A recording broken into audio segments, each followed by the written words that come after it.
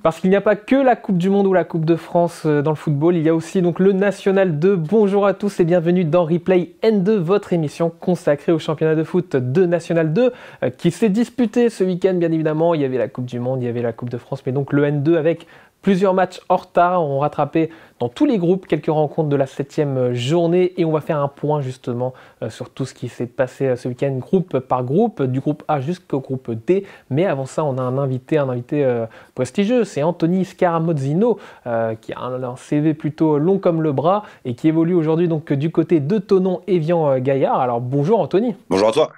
Pas de rencontre au programme pour vous, pour ton équipe et toi-même ce week-end, Anthony. Comment as-tu occupé un petit peu ces derniers jours? Dernier jour en famille. Parce que nous, c'est vrai qu'on n'avait pas de match parce que c'est le week-end de Coupe de France. Donc j'en ai profité pour aller voir ma fille et mon fils jouer. Ils jouaient ce week-end. Donc on a profité pour aller les voir en famille. Bon, c'est dommage de ne pas avoir pu enchaîner après le dénouement du match contre Saint-Priest il y a 2 semaines maintenant, avec ce fameux coup franc décisif de ta part en fin de rencontre. Ça nous a permis de bien travailler cette semaine et des fois ça fait du bien de couper après un début de championnat un peu en dents de scie. Donc non, ça fait du bien de partir sur une bonne note justement après un week-end libre. On va effectuer un bilan de ces 10 premières journées pour ton club promu cette saison en National 2. Quel bilan justement tu fais après 10 journées pour le club de Thonon? Je pense que c'est un bilan mitigé. Voilà, on sortait de le club. Moi, je suis arrivé en toute fin de mercato, donc le club est resté sur la accession en N2. Donc voilà, on découvre les niveaux également aussi. Il y a plus de 50% de l'effectif qui a été renouvelé avec des joueurs qui sont arrivés plus ou moins en même temps. Donc voilà, le temps que la mayonnaise prenne, début de championnat un peu compliqué, on s'est bien ressaisi sur les 4-5 derniers matchs, que ce soit dans le contenu et au niveau des résultats. En direction maintenant la 11e journée, ce sera samedi 15h du côté d'Aubagne. À quel match il faut s'attendre face à une équipe qui est actuellement relégable? Je pense un peu comme celui de Saint-Priest, sachant que là on a entre guillemets l'avantage de jouer chez eux. Donc ce sera à eux de courir après, que ce soit en termes de résultats et de points. Donc voilà, à nous d'être patients, bien solides défensivement, justement, pour essayer de ramener quelque chose de là-bas. On va évoquer un petit peu ton rôle maintenant, Anthony. Donc tu as rejoint Thonon cet été. Quel rôle justement tu joues dans cet effectif-là, dans cet effectif de Thonon, avec, on le répète, ton expérience et ton vécu? C'est beaucoup de communication. Déjà d'être performant un peu sur le terrain, parce que avant tout, je reste joueur et je suis jugé sur les performances, que ce soit auprès du staff, mais aussi de mes coéquipiers. Donc voilà, en étant performant sur le terrain, je pense que la parole est plus légitime. Donc voilà, moi d'être performant sur le terrain, justement pour essayer de transmettre sur le terrain quelques messages à des moments clés du match. Alors justement, est-ce que c'est un effectif plutôt jeune du côté de Thonon? Pour ceux qui ne connaissent pas l'effectif là, est-ce que tu peux nous le présenter, nous dire 2-3 mots sur cet effectif? Ouais, c'est un effectif plutôt jeune dans l'ensemble, avec quelques anciens et des anciens qui ont connu l'échelon supérieur, que ce soit le National ou la Ligue 2. Donc voilà, c'est un groupe qui est plutôt avec beaucoup de jeunes quand même, avec quelques anciens briscards. Donc on essaye d'apporter notre expérience et d'essayer de les faire grandir le plus rapidement possible en fait. Alors tu nous l'as dit tout à l'heure, tu as rejoint Thonon dans les derniers instants du mercato. Est-ce que tu peux nous expliquer pourquoi avoir choisi cette option de rejoindre le promu? Tout d'abord le coach, Brian Bergounou. Donc voilà, on se connaît depuis de nombreuses années. On a eu la chance de jouer ensemble à Châteauroux en Ligue 2. Donc voilà, on se retrouve pratiquement 10 ans après. Donc voilà, c'est un dernier challenge. On était parti pour rentrer sur Nice avec ma femme et mes enfants, avec ma famille. Et donc on s'est laissé tenter par un dernier challenge que soit un N2, justement pour essayer de l'accompagner et de faire évoluer cette équipe. Alors quand tu parles de dernier challenge, est-ce que c'est dernier challenge dans le foot ou dernier challenge en tant que joueur, Anthony? Non, en tant que joueur. Dernier challenge en tant que joueur. Non, après j'ai entamé quelques diplômes pour la reconversion et peut-être plus tard passer mon BEF par la suite. Mais non, j'aimerais rester dans le football, mais dernier challenge en tant que joueur. Avant de repartir à Nice donc? Avant de repartir à Nice, ou pourquoi pas, on verra avec Thonon si ça se passe bien et suivant les événements, on ne sait jamais. Mais bon, l'objectif c'est de rentrer sur Nice, quoi. Bon, on suivra tes aventures, Anthony, déjà cette saison avec Thonon, puis ensuite, pour ton après-carrière, on regardera ça de très près. En tout cas, tu es le bienvenu tout le temps dans cette émission pour évoquer ton parcours, évoquer également la saison de Thonon. Et on te souhaite donc une bonne suite de saison et puis un bon match contre Aubagne, samedi. Ça marche, je te remercie. Merci à toi, Anthony. Nous, on passe au tableau d'affichage. Le tableau d'affichage, l'occasion de faire un point groupe par groupe sur ce qui s'est passé ce week-end avec donc plusieurs matchs en retard de la 7e journée.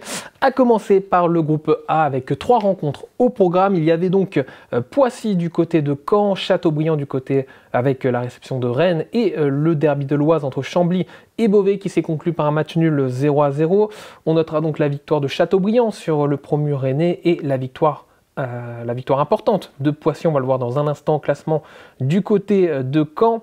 Conséquence au classement justement, donc Poissy qui grimpe à la 2e place à égalité de points avec Rouen, 22 points chacun, et à une longueur derrière le leader, le Racing Club de France. Pour Chambly, après son match nul 0-0 contre Beauvais, ça se rapproche tout doucement du podium. Châteaubriand également qui monte au 5e rang. Et Rennes, toujours bon dernier et sans la moindre victoire cette saison en championnat. Du côté du groupe B, 2 rencontres au programme avec le match phare entre le FC Metz, la réserve du FC Metz, et le FC Fleury 91. La belle victoire des visiteurs des Franciliens sur la pelouse des Grenats, victoire 3-2. Et on verra qu'il y a également une conséquence et une incidence au classement dans un instant, mais également l'autre rencontre remportée par les Lusitanos face à Boulogne, 2-1. Et le classement donc avec Fleury, grâce à cette victoire en Lorraine, qui prend la tête du classement avec 2 longueurs d'avance sur Créteil.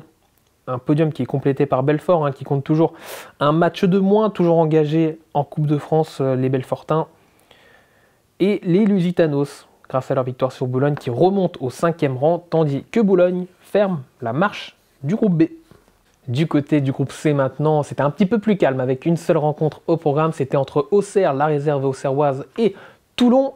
Et la victoire des joueurs d'Auxerre qui confirment leur très bon début de saison grâce à 2 buts inscrits par Victor Mayela et l'inarrêtable Ousmane Camara. Grâce à ce succès, Auxerre qui monte sur le podium juste derrière Lyon-la-Duchère et surtout Jura Sud, toujours leader de cette poule C. En revanche, Toulon qui cale encore une fois, qui reste 12e et premier non relégable et donc à portée de tir des actuels relégables de cette poule C.